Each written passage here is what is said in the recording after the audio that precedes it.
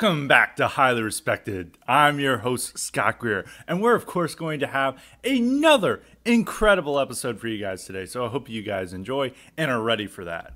This is not going to be one of those episodes where we're focused on just one topic today. We're going to keep jumping around. We've got many topics today. I think this might be the Highly Respected with the most topics today because we have not one, not two, but three cognitive elite questions today. So hope you guys enjoy, and we need more many cognitive elite questions as is. And if you sign up for the cognitive elite option at Highly Respected Substack, we could have maybe one day where we have 10 or 12. That would be epic. Maybe we wouldn't answer 10 or 12. That would just be the entire episode. That would maybe even 2 episodes, but some people would enjoy that. Anyway, the first big topic we're going to discuss today is Elon Musk is backing out. Elon Musk announced that he is going to try to terminate his deal with Twitter to buy out because he says they're charging him too much money and they've reached contract because they're lying about the bots. So he's trying to back out of the deal, and he's supposed to pay $44 billion for it. And he's saying he's paying more for it than he should. And Twitter's stock is plummeting due to this decision, obviously, and there is a lot at stake here. So we're going to first discuss that. What does this mean? I think the first thing to note is this is not very good. This is not good. It's like for all of Elon Musk's fault. Elon Musk was going to be an improvement over current management. Elon Musk has a commitment to free speech to a certain extent, and he did say that, you know, people like Donald Trump and others would be welcome back on the platform. You know, it is good to have somebody who is firmly committed to free speech as the head of a company. And it's not like Jack Dorsey where, you know, he's beholden to the shareholders and stuff. Elon Musk would own the company, so he would not be beholden to shareholders, and probably not as much as to media pressure as Jack Dorsey would have been. I mean, Jack Dorsey was also a free speech, or he claimed to be a free speech absolutist, but he didn't do this. But he was like, you know, he had to be, you know, he had to kowtow to both his employees who, you know, his woke employees who are wanting to censor more, and to the media who wants him to censor a lot, and to, you know, politicians who want him to censor, and even possible shareholders. Elon Musk would not be as beholden to these pressures due to, you know, him having fuck you money and him, you know, owning the company, and, you know, that. You know, he's the only shareholder he has to really worry about in that regards. So I don't think it would have been much better for that. And he is genuine about his support for speech. I mean, he was open that he said he'd allow Donald Trump back on the platform if he bought it, but now he's not. Now, what could say this? Twitter is suing to make the deal go through, and I think, you know, some people on our thing may want to just own the libs, and they're like, no, Twitter, you're going to lose this lawsuit. But it's like, if Twitter loses that lawsuit, we also lose the lawsuit, because we want Musk to own Twitter. Musk owning Twitter is a victory for free speech. It gives us better ability to, you know, people are going to say controversial things and dissidents to say on there.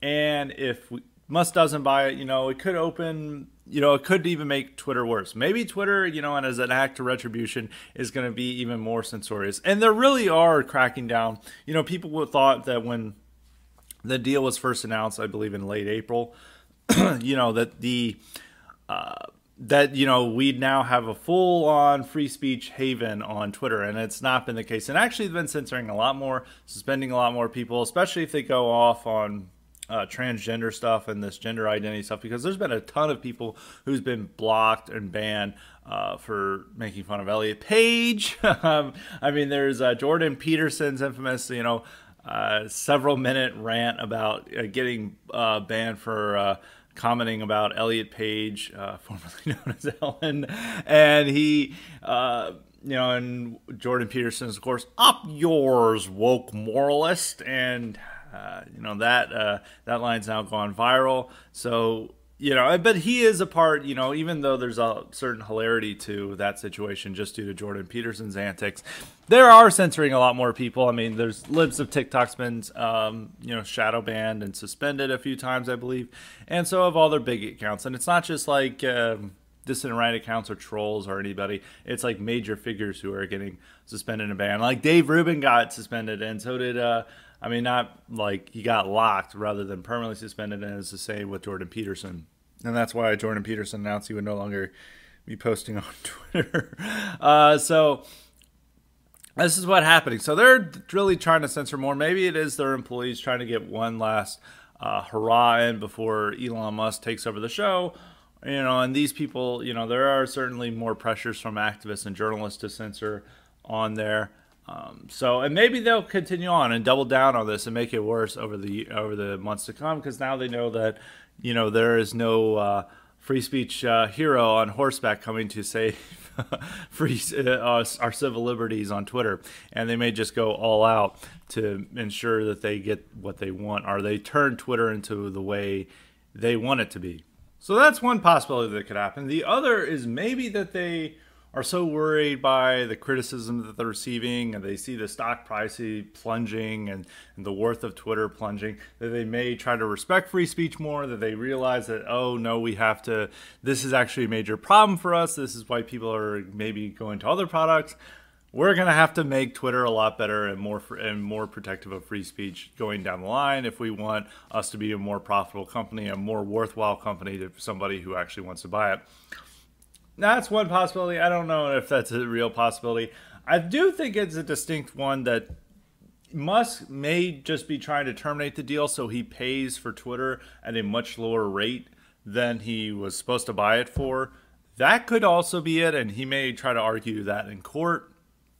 That might be the best solution, is that he buys Twitter at a cheaper rate and through court. I don't know how that works out. Of course, I'm not a lawyer, and this is going to be requiring some very well-paid corporate lawyers over a $44 billion deal. So that they will certainly be arguing over this. And maybe, it seems like Musk, from some of his tweets, still has an interest in buying Twitter, but he may just be wanting to buy it at a reduced price, and that he felt that they were overestimating its actual worth, and the bots and the spam was one way that they were doing this. So it's not a good thing, obviously, I think, for a lot of people, and we should avoid the temptation to try to own the libs by wow, Elon is base, let's go. I think there is something I've said this before in podcasts when I've talked about Elon, but this is how he operates. He is I don't necessarily want to say run scams, but he does always do these kind of tawdry business deals and ideas where he tries to get out of paying more, or he inflates products that are in fact not as worth much as he's claiming they are, and he always tries to get all this publicity and stuff, and a lot of it is a way of just him making money, or him just trying to tank Twitter's stock market value. He did this with even crypto. He would just simply he was advocating for buying crypto. You advocate for buying crypto. And then he purposely, drove the price down just with tweets and some of his company's actions and this stuff. And so he always kind of does these, as I said, tawdry ideas and tawdry business decisions. So people shouldn't necessarily, see him as this great hero. He is much better than a lot of other billionaires, and certainly a better alternative to the management that runs Twitter right now. But he is ultimately not really our guy, and there is always something you have to keep caution about everything he does, and not just be fully, we love Elon, base Elon. And I always thought that there was going to be some type of curveball thrown at us when he was initially trying to buy Twitter, and when he bought Twitter. And it's let's not get too enthusiastic. Let's be cautiously optimistic here. And I was proven right on that due to what he's trying to do now. But hopefully he still ends up buying it, whether it's Twitter making him to buy it or they agree to a reduced price. Hopefully that's what happens. It is the worst alternative if he does not buy it, Twitter stays under its current management. And it's probably not going to be the end of the world, but there's a lot of cool things that aren't going to happen. Trump's probably not going to allow it on Twitter. They're going to be, they're much more susceptible to censorship pushes from journalists and politicians, and those are things we have to keep in mind. So that's my thoughts on Elon trying to back out of the Twitter deal.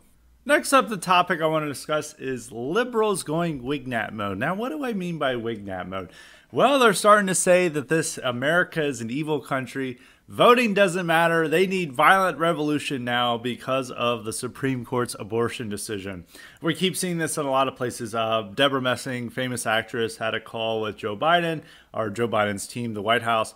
They had all these people, and she, had a massive rant. It's like, what, we got you elected, but now we see, you're taking away our rights. And it's like, what's even the point of voting? And you see a bunch of columnists and blue check marks saying like, voting is pointless. This country is inherently evil and unjust and anti-democratic, and we must tear it down. And violence is good. Revolution is good. We need to upset the present order because of what the Supreme Court did. And there's the evidence of Rage Against the Machine, which has always been, like anti-America or whatever. But then they, during the Trump years, they try to present themselves as the true patriots or whatever. And they had a really cringe concert where they had, a background message displayed on a screen. And it's like all these terrible things about what happens to birthing persons. They were not using women. They were using birthing persons and the state of America. Then it ends with abort the Supreme Court. And you're like, wow, this is so edgy.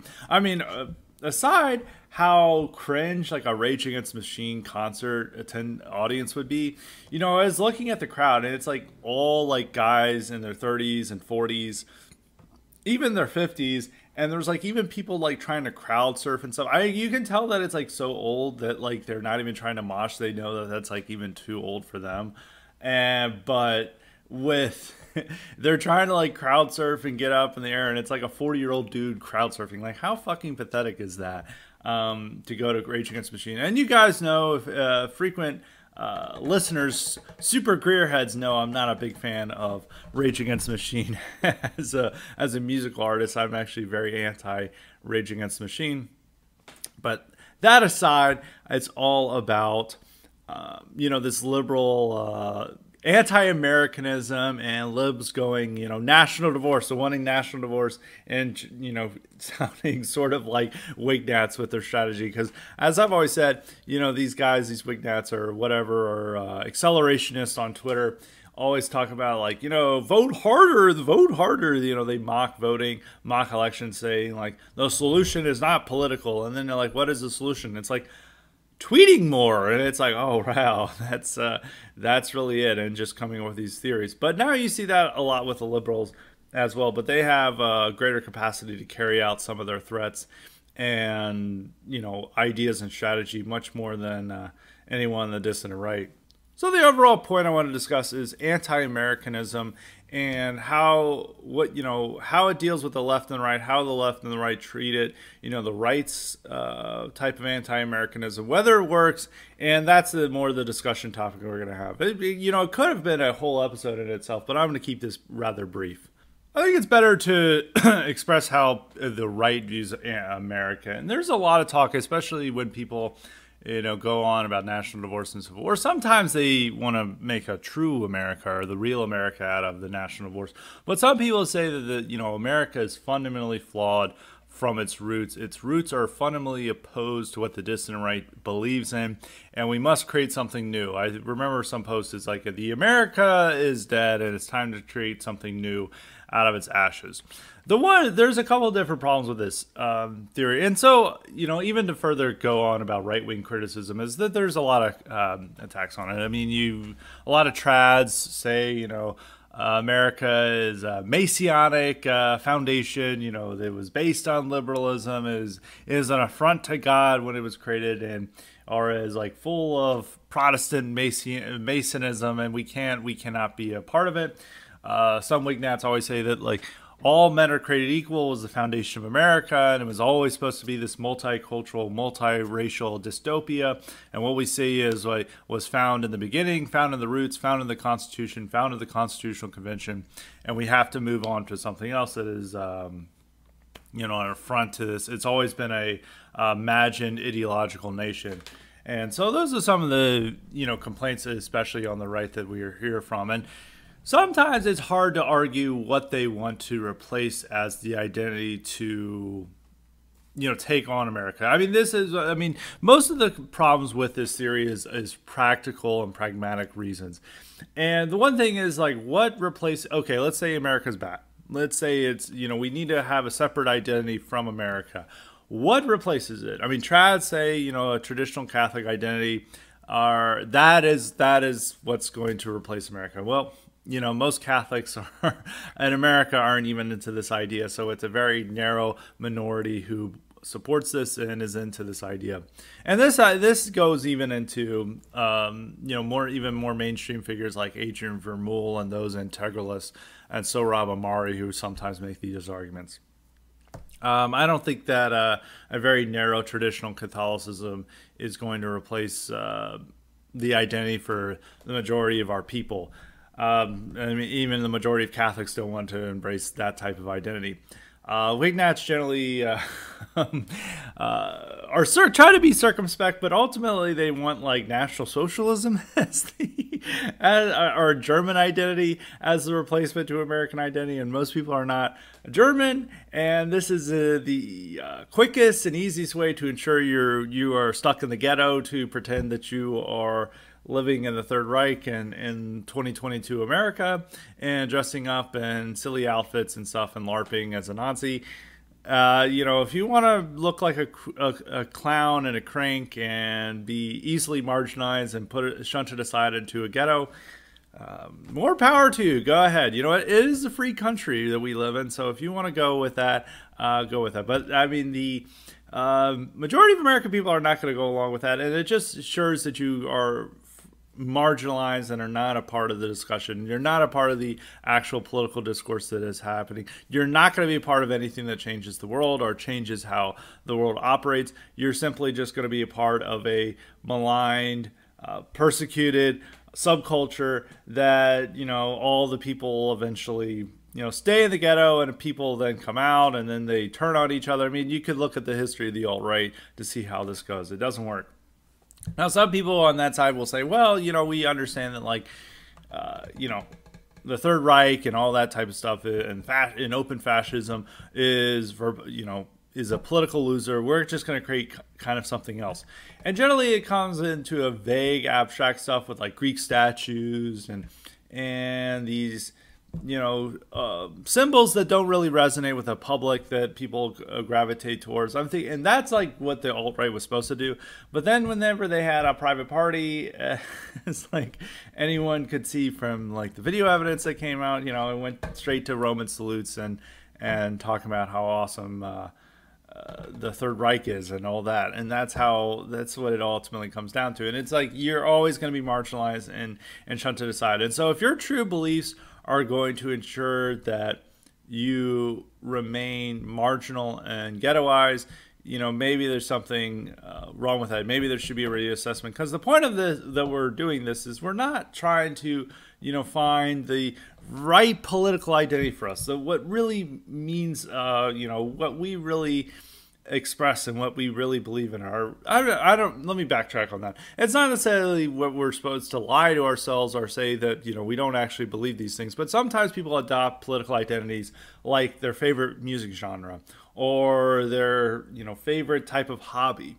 And they just gravitate towards this, and it's like, this is my particular political ideology. It really fits me and who I am, and this is what I'm going to be all about. And the point of politics is not just to find yourself or to find what you think really jives with your vibe or whatever. That's not what the point. The point is to change the world in a direction that you want it to see, or to change the world in the way you want it to be. You want to make the world.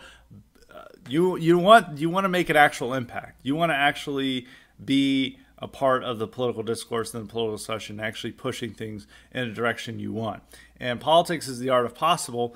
And by gravitating towards these narrow niche ideologies, you further marginalize yourself and ensure that you're not doing the art of the impossible. You're doing the art of the impossible. You're just like you're just part of a subculture. It's like a similar part of like a music subculture. It's like I'm a huge metalhead. I've always been and metal is not the mainstream music. And, people have always been like, we have to have the purity of metal. We have to ensure that, outside influences are, purge that like there's posers who aren't really metal who are in there, and we're not going to support their type of music. Now that's fine when you come to a music subgenre as is, but if you're operating that like in politics, it's not going to work at all. It's gonna, you're gonna, you can't operate like a black metal elitist when it comes to politics. I mean, you can of course have disagreements with stuff, but you are trying to attract the largest amount of people possible to your ideology and to your politics, and to have the ability to direct people and to influence people who can make a change in the world. And if you're going to go into, this type of arch, anti-American, traditional like Catholicism type thing. I'm not saying that this is like all traditional Catholics are like this, because a lot of traditional Catholics are very America first. They get a lot of these things, but I'm talking about the type of Spurgs who will talk about America as a Messianic abomination, and it's always been that way, and we must abolish it and establish, our empire of Our Lady of Guadalupe. Those are the types I'm talking about. If you want to be in that, that's not going to actually make an impact on the real world. It's just going to be a political subculture. Now, the difference between that and, say, like neo-Nazis and the Nazi LARPers is that you're never going to be canceled for believing in that type of stuff. You can have a normal job. You can keep your bank account. You can keep your Twitter account and that stuff if you're advocating for the death of America and its replacement by the empire of Our Lady of Guadalupe. It's ultimately a harmless, aberration to believe in. It's a niche thing. It'd be like somebody coming out and saying like, what we need is to reestablish the Napoleonic Empire, or we need a new pharaoh or something of that sort. People are like, oh, well, that's a little loopy, but whatever. People have their eccentricities, whatever. We're not going to fire him. But, being like that is like, no, it's not we don't need a new pharaoh or we need a new papal state. We need a Fourth Reich. And they're like, no, you're getting fired. You're losing your bank account. You're that. And some people are like, well, this is what really threatens the system. And it's not really a threat to the system. It's just that, by social taboos and such that they, people are offended by this. Of course, this is a lot due to, the massive amount of propaganda that we've witnessed and how movies are, and that the Nazis are portrayed as the ultimate evil. But the solution to that is not to, play the villain and to play up what they want you to be. It's to actually create, move around it, to step over that discourse and move beyond it, not linger around it and obsess over it, and then embrace the bad guys, embrace the villains when you're trying to make political change and trying to change the world, because you're not going to ultimately change the world with that. And so, a little sidetrack from the anti-American discourse, but that's generally what I see from the right is when this stuff comes up, is that if the only two expressions that are really come out of like what should replace it, it ultimately leads to either this kind of like very religious type of thing. And I highlighted Catholics. I mean, there could be, other religious traditionalists that could also make these similar arguments. And then just kind of wignats who want to be Nazi LARPers are on the two options. Now, some people, as I said, some people are like, well, we learned the lessons from the alt-right, and, we know we can't go full Nazi and that stuff. But it's like, well, what is the identity of that saying? It's like, you're just simply saying like, well, we're whites. And that's not how most white Americans think of themselves. They think of themselves primarily as Americans. They do not see themselves as primarily as white. Now, that could be a problem. That could be, something that we can change. But that's the way we're operating on. And if you're just coming out and saying, like, we are primarily whites, whites first, not America first, that is a way of just like, well, that's kind of weird. That's like, I'm not a big part of that because, I mean, this is not necessarily a good thing, but it's the way white Americans are programmed is that they are uncomfortable with being with that type of expressions, with that type of open, explicit white identity stuff that they come in contact with. And it's more just like the type of reverse image of like of black nationalism that you see. If you ever see like these guys like black is beautiful, black is that, and then you see like whites try to emulate it as like white is beautiful, and this type of like very over the top, bizarre, racial fetishism you see among like black nationalists, and then whites try to adopt it, it comes across to whites as very weird and strange that they like are in that. And so when it comes to what their identity is, they do see, the average white American sees himself as an American, and a lot of them have problems with the way the government is. A lot of them have problems with the society is. A lot of them have these problems with a lot of people that they see as not true Americans. And so you have to appeal to them where they are rather than, creating an ideology that is going to make it put them off or, alienate them from what you're saying and make them uncomfortable with what you're saying. You need to go to where they are. You need to play up to where they are. And they are not at the point where they just want to be whites first or white is their primary identity.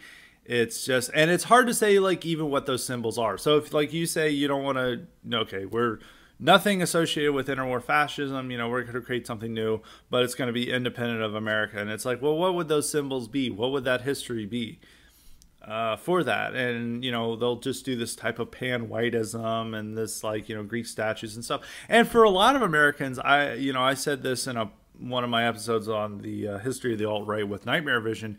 We talked about this, and like for a lot of Americans, they say that's like an inauthentic identity. But for a lot of Americans, like they don't really have an authentic identity. It's mainly Marvel movies and like sports teams. It's like Greek statues and like the pan-whiteism that's like some kid gets into with like the fash wave and stuff. You could argue that that's more authentic than like basing your entire identity around a sports team, around like the Cincinnati Bengals or whatever. Like who's to say that that's like an inauthentic and a fake and a LARP identity when the average American is into that stuff? Now that's true, but that is still with that point. You still have to appeal to a real like identity and things that people are going to rally around and see as normal, as not as off-putting, and not as something as weird, not as something that is going to make you easily cancelable or easily shunted aside and easily put in a ghetto, easily marginalized, so no one listens to you, no one pays attention to you, and you have no ability to influence the wider world and the political discourse. And that's really what we need to avoid. And that's really what comes out with the type of separatism. And, when it comes to Americans itself, like, for a lot of our people, they don't have a separate identity from America itself. Now, there are problems with this because people generally, what the American identity comes down to is very much the official apparatus. The state itself is a part of that identity. If you're a citizen of America, you are an American just as you and I, no matter when you got your citizenship, how you got your citizenship, when your parents came here or how long your family's been in the country. There's this very popular attitude that you're a true American just as you and I, even though, my ancestors have been here for, several generations, like a dozen generations or so. And that's just as equal to somebody who just arrived off a boat and got a citizenship. And that's how a lot of people think, unfortunately. So when the right engages with anti-Americanism of the type argued by certain Tradsbergs and Wignatsbergs, all it does is alienate the people we're trying to reach, which is like good, honest, red-blooded, red state Americans who still, when they view the American flag and they view the patriotic symbols and they hear the Star-Spangled Banner, they see themselves expressed by that. They view attacks on America, even if it's worthwhile, even if you're pointing out the dangers of how, all men are created equal was written into the Declaration of Independence, how there's like a lot of silly things that have been in America's past, and how there's just some things wrong with American history and how we developed over time, and just like saying like America is the evil. It's like itself as the evil. You're going to alienate those type of people who still rally around the flag, who still gravitate towards these patriotic symbols, who still see those as expressions of who they are and what they're about, and they will view those as attacks on themselves. So anti-Americanism from the right and from America is never going to work, because you're never going to win over those people. Those people understand that there's something wrong with the government. They understand that there's something wrong with the powers that be, but they view them as anti-American and as un-American, as something different from the America that they love and admire. So it's best to play into that than to create this whole new identity for them to gravitate towards that they have no conception of. If you have like showing off like Greek symbols and ancient Greek symbols and that type of stuff, they're gonna be like, "What is that?" It's like, "Where's the American flag? Where's the stars and stripes?" I want to. That's what I admire, and that's what wins me over. And even if you could see like inauthentic attempts to play into American nationalism, like, Patriot Front and that stuff, which they do use Americana and patriotic symbols, but they add like a fascist edge to it, and they add things that a lot of ordinary people are going to be like, what is that? They automatically view it as weird and off-putting, and is not something they want to be a part of. So you really have to appeal to where they are and what they're about, and not be seen as a fringe marginal group. Because it's like, you can't approach politics like your favorite music genre. You can listen to whatever music you want, and like it doesn't matter how popular it is or how many people listen to it. It's what you enjoy, and no one can take that away from you. But from politics, it does matter how like marginal that politics are, and how your ability to impact and influence the world is going to be. With like your favorite music genre, it doesn't matter if your favorite album only sold like a few thousand copies. That's your favorite album. Who's to hate on you for that? But for your politics, if you can only win over a few hundred people, you're not going to take over the world. You're not going to take over the country. And so you have to have a politics, and you have to operate into politics how they are, rather than how you wish they to be. I think anti-Americanism can really only exist or be popular on the left. I don't think it could ever be popular on the American right, because even though there are definitely criticisms that the base of right wing can adopt, they can start to suspect the military of something being, anti-American or anti-them, anti-red state America. And those type of developments where they can maybe see that there's something more wrong with the government than they would have under the Bush years, you can push them into that direction. But to get to them the point of burning the flag and like condemning the founding fathers as like anti-white traitors and that type of stuff are, gravitating towards a new identity. I don't think they're going to go to that. With the left, I don't think there's as much of a need to create a type of new national identity, because, they can just like appeal to equality and global citizens and that type of stuff, and that'll work enough for them. Or they can just complain that they're a communist or their class is their identity. And I don't think that those are necessarily going to work for the right. And the left has always had a kind of, or at least in the post-Cold War or the Cold War era and to the modern day, they've always had an anti-American element among them. And they definitely are won over by patriotism and the fact of changing demographics. I mean, in the back in the day, in the 30s, 40s, 50s, a lot of these communists and socialists wanted to portray themselves as true American patriots. At times, sometimes they didn't. I mean, especially with the communists, they'd go back and forth between saying that they're patriots and to saying they're anti-American, and they had to appeal like that because the general population was all like pro-America and people didn't have any other identity. But with changing demographics and the way that modern education works, now anti-Americanism is much more prevalent than it was in the 50s. And, when kids are learning just how, like, they live in a white supremacist country that's always been evil, that has always oppressed people of color, it's easy for them to go into anti-Americanism. And when you try to do anti-Americanism from the right, it just doesn't work in the same way. Even though I do understand, and even any person who reads American history will understand that there are some legitimate points of criticism again, are the concept of America and how it's worked, especially how this propositional nation idea, it's been around since the founding, but it always came into conflict with I use the term folkish, but there's probably a better word of ethnic conception of America, or where America is defined by its people, not necessarily its principles. But that propositional framework has always been there from the founding. It's not been the dominant throughout American history. It's always come into conflict with it. And you can see these problems, but we don't have anything to replace it as a serious political framework and as a serious thing for us to rally behind to actually make changes in the real world. So I don't think it actually works. And at the times, it's just about securing our state as a more logical a more definite subculture. I mean, it may work from if you're like trying to make your subculture as pure as possible, like a music subculture as pure as possible and as true as possible. But that's not how politics work. You're trying to reach the largest amount of people, and you're trying to operate within the art of what's possible. And so that's what it is. So for the left, I think the left will become more anti-America over time, which is like funny because like the state is turning more into like what they are, like what they want America to be. Well, it's becoming more of a nightmare for what right-wingers want and desire. But for the left, they're just like any minor inconvenience, like death to America.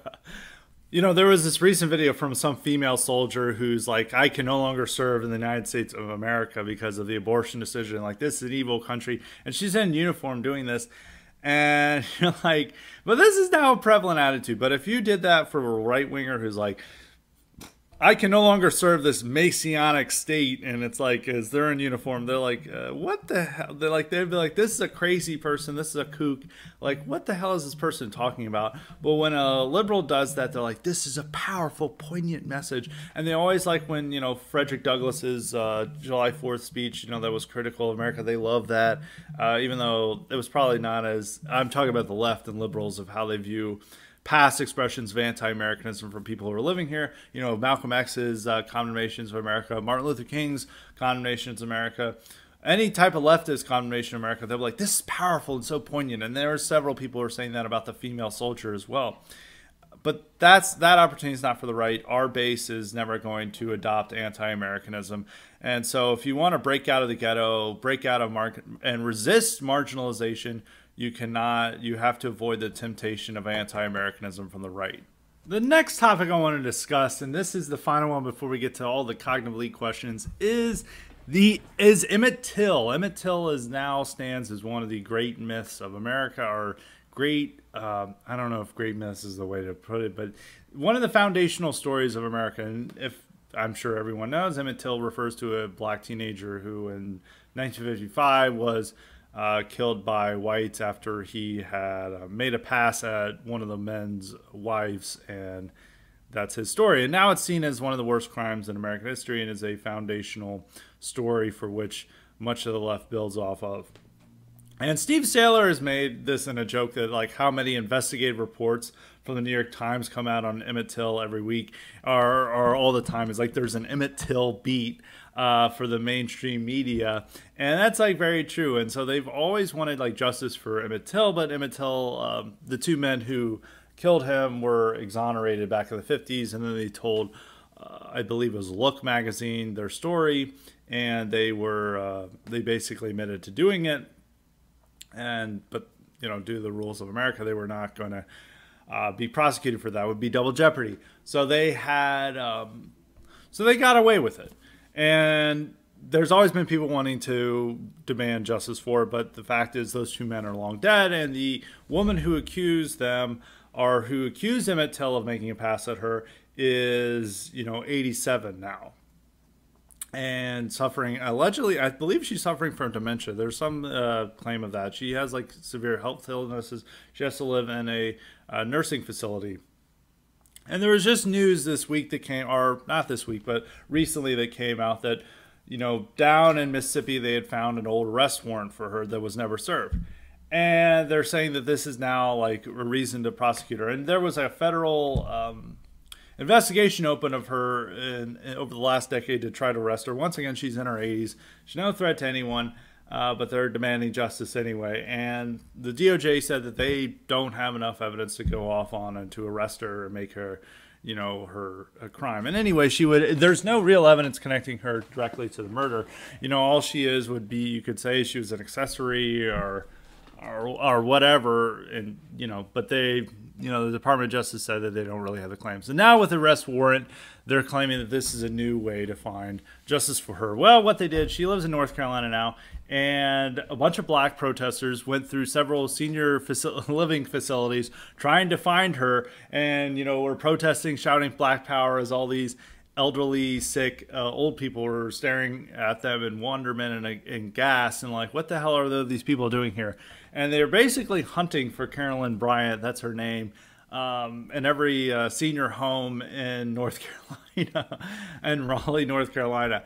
And I don't know if they're going to find them, but they feel justified by this and feel, empowered to do this because they're seeking justice. They are correcting the wrongs of the past, and there is no amount of time that can, between the wrong and now that can, that can deflect from their desire for justice.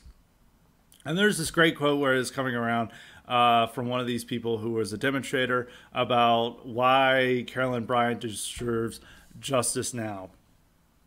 And and all these quotes are actually pretty good. It's like I do understand that Miss Bryant is in her mid to late 80s, but understandably, this is a crime she committed when she was 22. 60 years later, it's time for her to be held accountable. And that's like one of the better quotes. And it's like, and they kept going through. It's like, it's time for you to answer for your crimes. And they're going and yelling at old people for this. And then one time, the same person activist saying, I understand you have dementia, but at what point do you say enough is enough? At what point do you say I have to hold myself accountable regardless of the consequences? Which that's a funny thing coming from any type of black leader, because we currently have a system built, or they're trying to build where their criminals are not held accountable for anything. And they're like, it's like, I understand if you have dementia, I don't think this person, she probably doesn't even remember what she did wrong. People's minds go bad over time. So it's like, I don't know if they have a statute of limitations there. And even what the DOJ said at this time about like if they could have prosecuted for federal hate crimes, they said no federal hate crime laws existed in 1955, and the statute of limitations has run on the only civil rights statutes that were in effect at the time. So the DOJ can't prosecute her for anything, but they still want her prosecuted. And what they're really just going to do is they're just going to harass her. And really, these people, I mean, you're breaking in, intruding into, where elderly people live and harassing them. And most of these people are not Carolyn Bryant. They have nothing, they've done nothing wrong. And yet they're going to make their lives miserable, and they're allowed to do this due to the nature. I don't think these people want to be held accountable for their actions, for their trepidations and their invasions of other people's privacy. So that's it. I mean, what the case is, like Emmett Till, like going to the Emmett Till case itself, whenever they need to show that like we're a racist nation, that we're filled with racial violence, they always point to Emmett Till because, this is a rather sympathetic teenager that they had, or they had a image of him dressed well, looking good, and they're like, this is what racial violence looks like, and they made sure to have an open casket to show how his face had been messed up and mutilated over time because they had thrown, the killers had thrown him into the Mississippi River or some other body of water. I'm pretty sure it was the Mississippi River.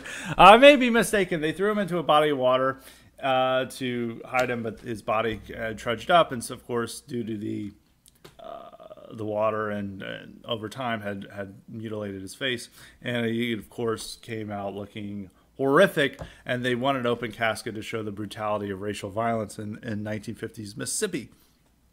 That's what he was seeing. And so they continue to cite Emmett Till as like how America is full of lynching and just like terrors and stuff. And it's like, this happened almost 70 years ago, and we're still pretending that it's like a recent crime. And it's like, over time, out of all the terrors and terrible things that have happened in American history and throughout human history, is that Emmett Till is not necessarily, the worst crime that has ever been committed in American history. I mean, there's horrible crimes right now that happen on a regular basis of, there's a story from North Carolina that came where a black guy just randomly executed a white toddler in front of his dad for no reason at all. He was just angry that day.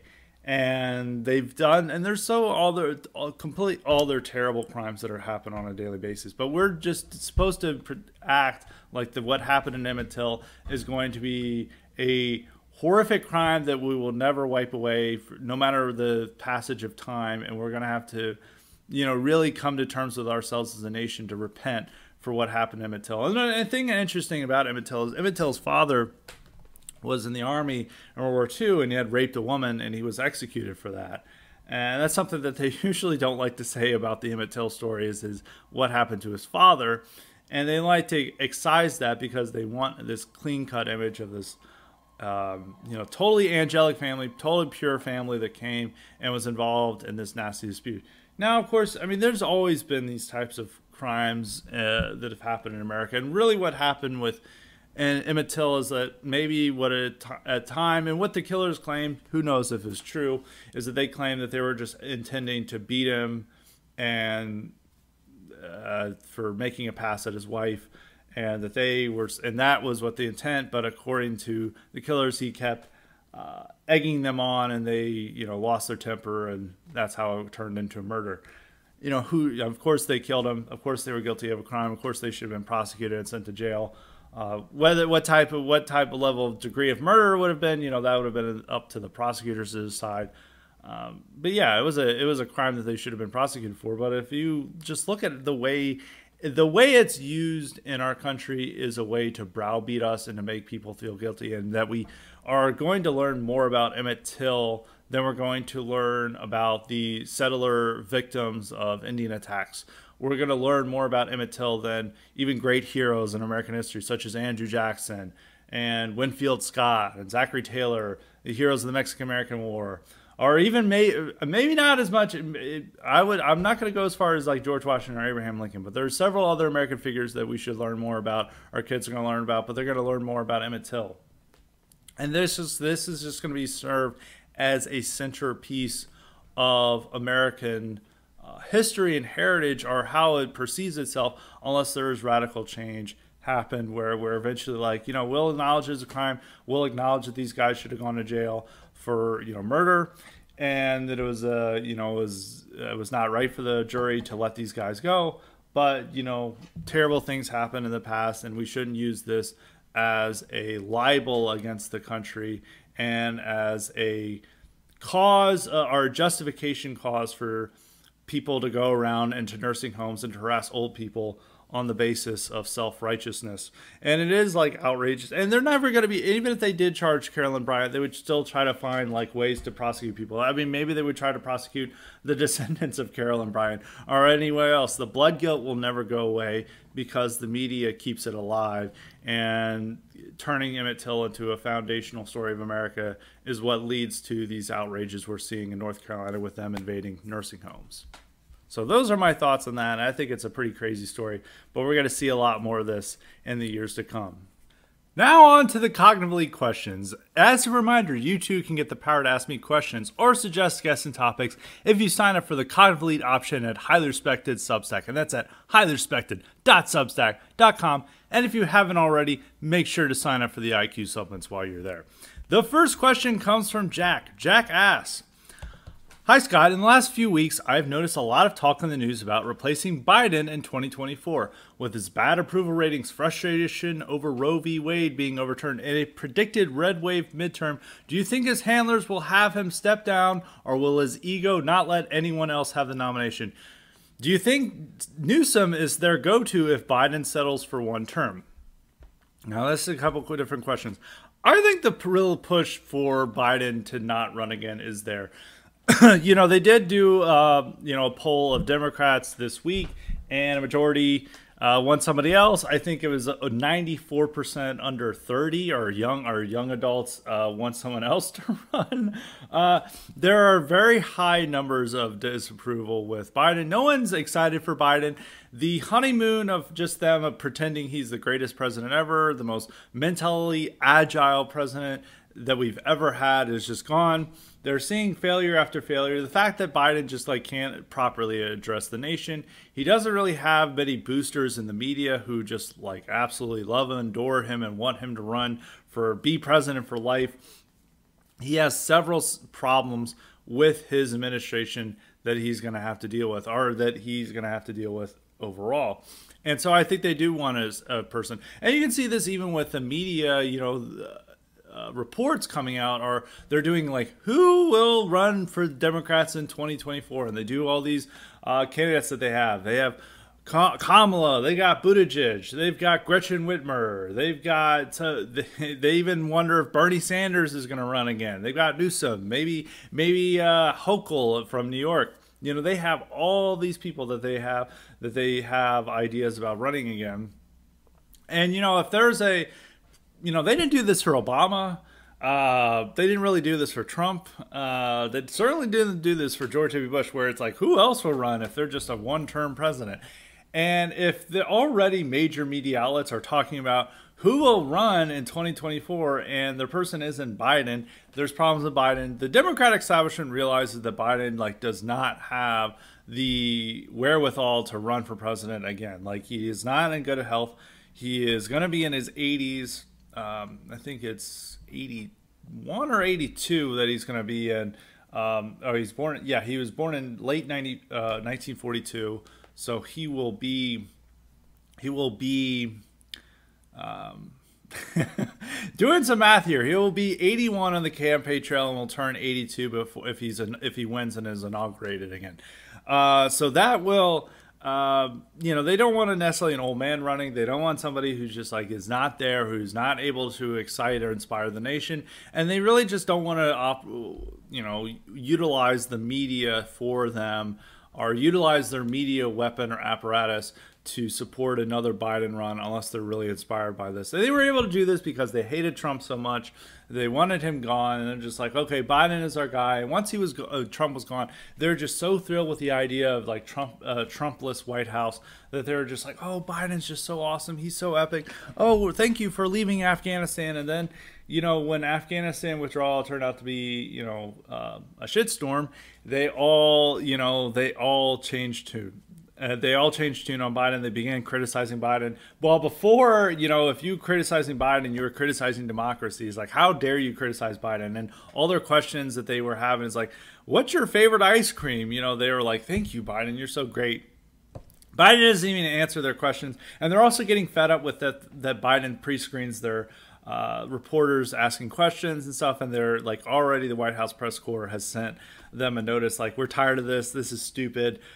This is a violation of the principle of a free press that you're just directing us to do this, which they were happy to do this in 2021. And they were basically criticizing reporters who asked Biden any tough questions, and they were being how dare you threaten our democracy with this tough question. Now they're this guy won't take our questions at all.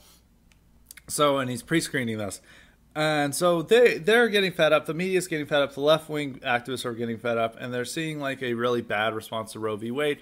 So and the midterms are, of course, going to, unless something just dramatic happens, I've predicted that abortion may, dampen some of the gains Republicans would have. And it could still do this in a few races. But, we're a couple weeks out from the abortion decision. I think people are just getting over it and are more worried about gas prices and food prices and the bad economy and the upcoming recession we're going to have, rather than Arkansas or Mississippi and Alabama banning abortion. So I think they're just, I don't know how much of a factor this will play in. It may play as I want to insist. I think it will be a factor in, maybe a few states like Pennsylvania, Georgia, Texas, and a couple of others, but not really. At most, it may dampen some Republican gains, but I don't think that. I mean, otherwise, I think it's going to be a huge victory for Republicans. It's going to be a landslide for Republicans, and there's no indicators showing that the Democrats are going to have a rally unless something weird happens. So midterms are going to go awful for Democrats.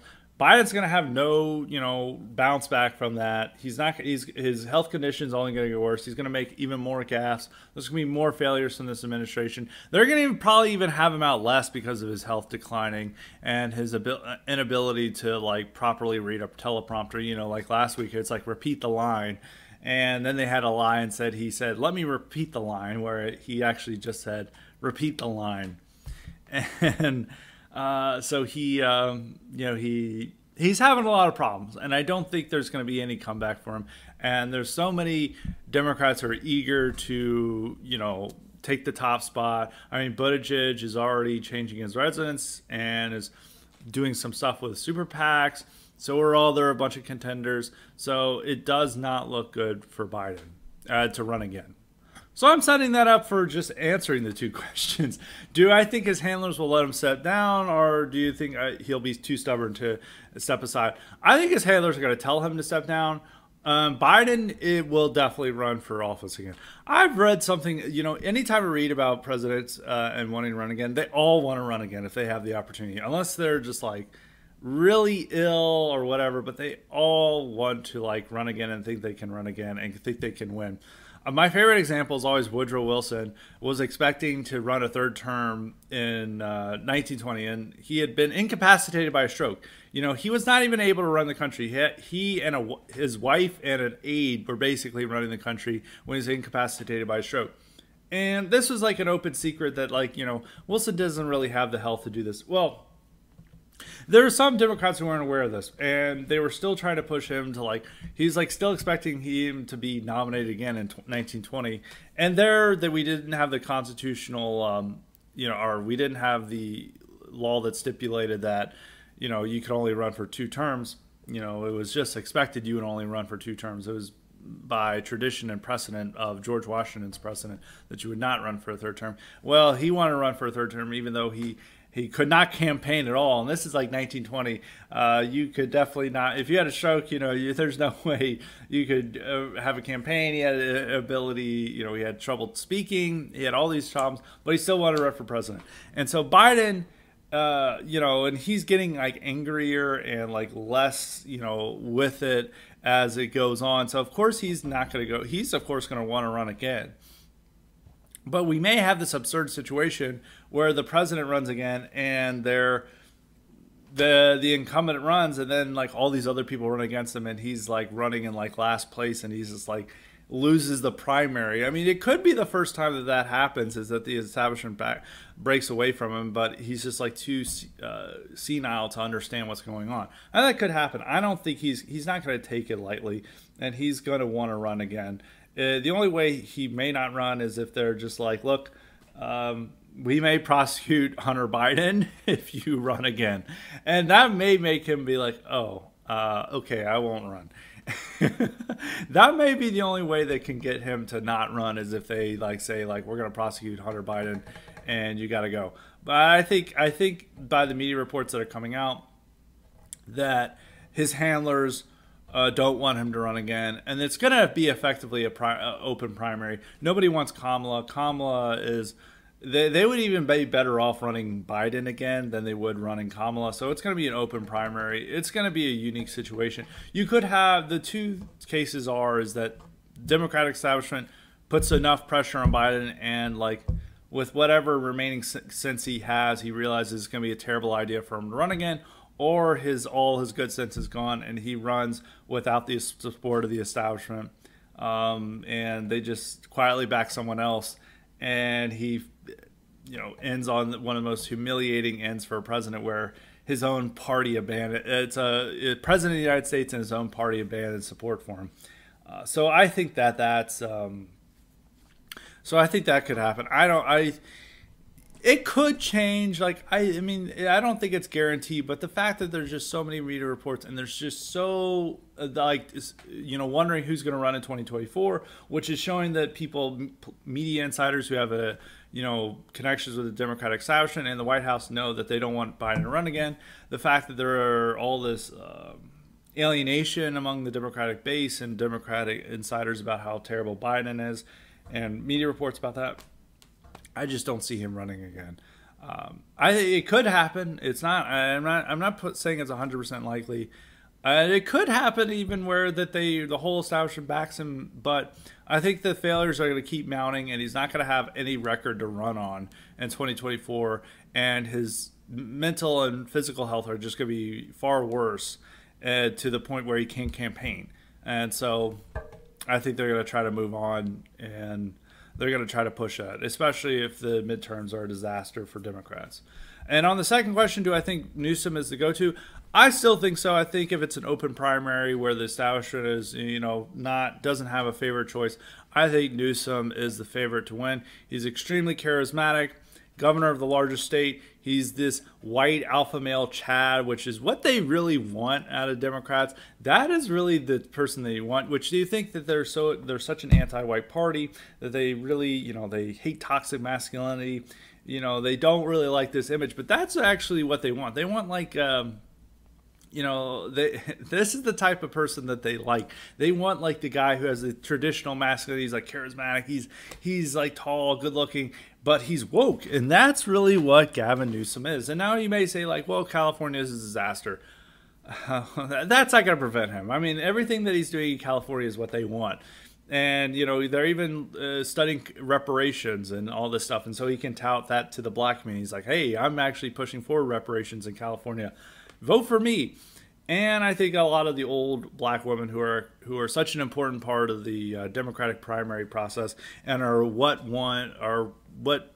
made Biden the victor in the 2020 Democratic primary would go for him much more than Buttigieg. Like Buttigieg seems like the establishment choice, but I don't see blacks voting for him under any circumstance. Like the elderly black women were like, hell no, we're not voting for this guy. This guy is a weirdo. Like, no sirree, we're not voting for this guy. I don't know how Buttigieg would win a primary. There's a lot of support for him, but maybe out. I don't see Kamala Harris definitely not becoming the nominee. There's a Whitmer maybe could run, but I think that a lot of these people will be bulldozed by the massive amount of charisma that Newsom exudes. And generally, I always say it's always good to back the most charismatic candidate in the primary, especially when it's an open field. I mean, look, that's what happened in 2016 with Trump. It's what happened in 2008 with Obama, and it happens a lot of times. And I think, it's a factor that a lot of people don't want to account for in politics. And it's like a genuine charisma. It's not like, the type of Cory Booker, like theater kid speeches that, it's supposed to sound good, but it comes off as inauthentic and lame. Newsom is capable of like delivering like fire speeches and stuff. And like he exudes that aura that a lot of Democrats want. So I still think Newsom would be the favorite if the establishment doesn't back Biden again for a second run. So that's it for the first Cognitive Elite question. Now for the second Cognitive Elite question. This comes from JB, and it was in response to my IQ supplement last week on conspiracy theories, which you guys gotta be into. And he asks, I was planning to ask you, what is the most outlandish conspiracy theory you either subscribe to or think is plausible? And he wondered if I had addressed that in IQ supplement. He had done that before listening to it. I did not address that. For outlandish conspiracy theories, I'm not really into, like, I actually typically disbelieve any conspiracy theory that is out there. And I don't know if it's like outlandish. I mean, they would think that like my belief in the Great Replacement is outlandish conspiracy theory, but most of the distant right believes in that. On things that a lot of people believe in, I believe the moon landing happened. I believe the Earth revolves around the sun. I believe that JFK was assassinated by Lee Harvey Oswald. I believe, 19 hijackers affiliated with Al-Qaeda were responsible for the destruction of the Twin Towers. So it's more like which conspiracy theory I don't find plausible. I do find a lot of stuff about COVID plausible. Maybe that it could have been, intentional. I would not say I believe it, but I find it maybe plausible that maybe it was like a test run for something. That's probably it, to be honest. I can't really think of any like wild and outlandish conspiracy theories I believe in. So I'm sorry to disappoint. I guess I'm a truth cuck over here. But there is weird stuff with COVID that I may believe in, but most stuff I don't really subscribe to, and I really am a part. You can call me truth cuck and fact cuck, and there's something with conspiracy theories that I think is good, and that it, people do need to diverge from the official narrative on a lot of things. And I would be called a conspiracy theorist for just believing things like a lot of the common narrative around the Tulsa race riot, as now they call it the race massacre, is false. I believe a lot of the myths around Harriet Tubman are false, and it's like these are things I've written about. And generally, I think we can prove these with facts and like actual figures, and to undermine a lot of these myths that were imposed upon us and told to believe in. And we can find truth to a lot of these stories, the real truth to a lot of these stories, stuff about like Martin Luther King and elsewhere. And I think this is like very dangerous to even question this stuff. But I find like conspiracy theories, you just add like a fantastical element to this, and even stuff that doesn't really matter. It's like JFK. It's like was a terrible president. Like it doesn't. Why do we need to believe like some evil cabal killed him when he was like pursuing terrible policies? Like what would that say about the system? And so I always think this way about a lot of different subjects. I think conspiracy theories become just like a form of entertainment for people where they have like the secret truth on a lot of matters, and they create this elaborate fantasy. And any person I know who believes in conspiracy theories, they add more fantastical elements to anything they believe, because it's like, well, if this is untrue, what about this part that might not be untrue? And they keep adding on and adding on. And it keeps becomes a deeper and deeper rabbit hole that they go down into. And eventually it's just something wacky and crazy that like ancient aliens, destroyed the Twin Towers or something. And so you got to avoid that. And I think the one thing is like, should question the official narrative about things. And there's too many people who just accept anything face value that CNN tells them, and you really do have to question that.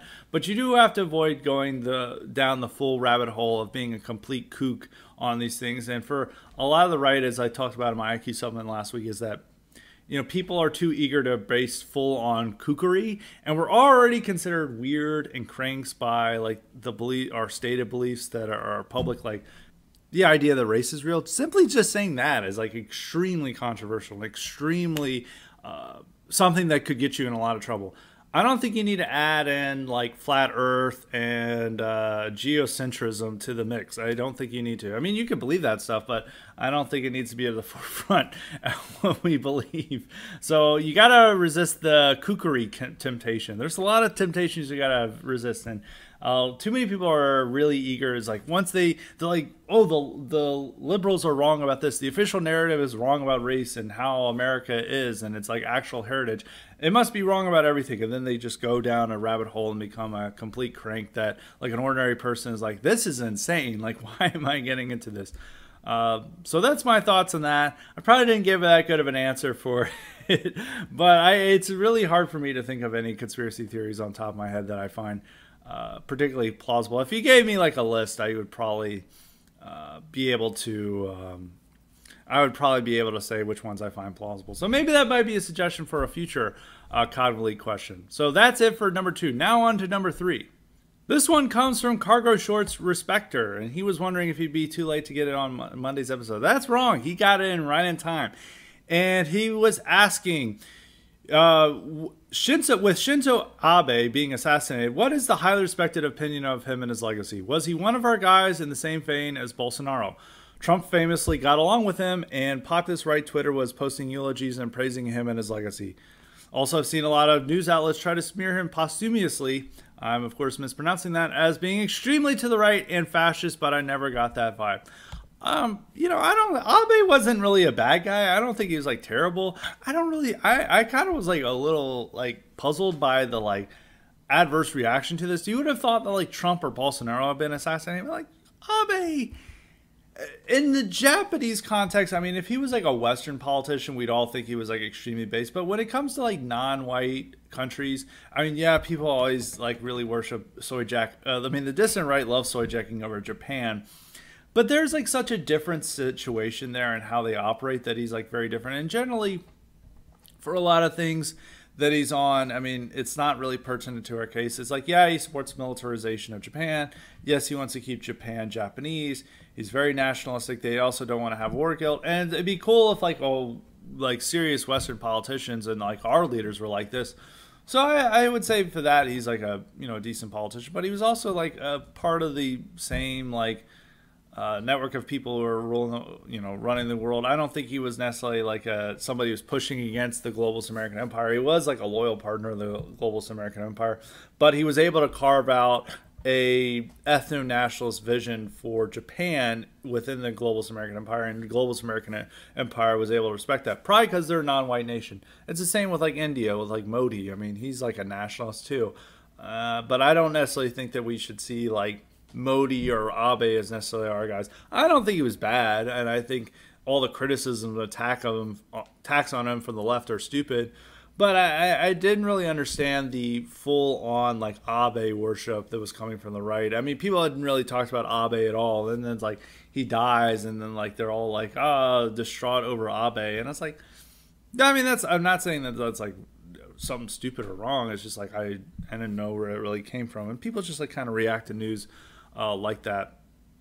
So I don't think he was like that, but I mean, Japan is like a weird country. I think we do soy jack over Japan a little bit too much, and the fertility rate is like lower than ours.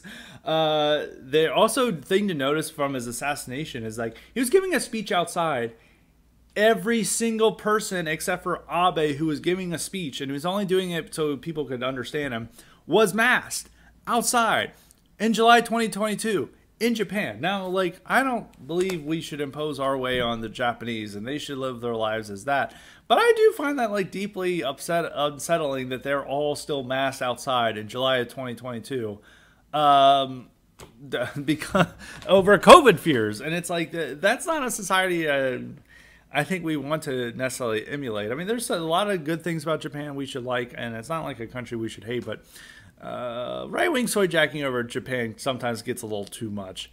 And like looking at the way society operates and a lot of the good things that they are allowed to do. I mean, we've been pushing them we're okay with them remilitarizing. We want them to remilitarize due to the threat posed by China.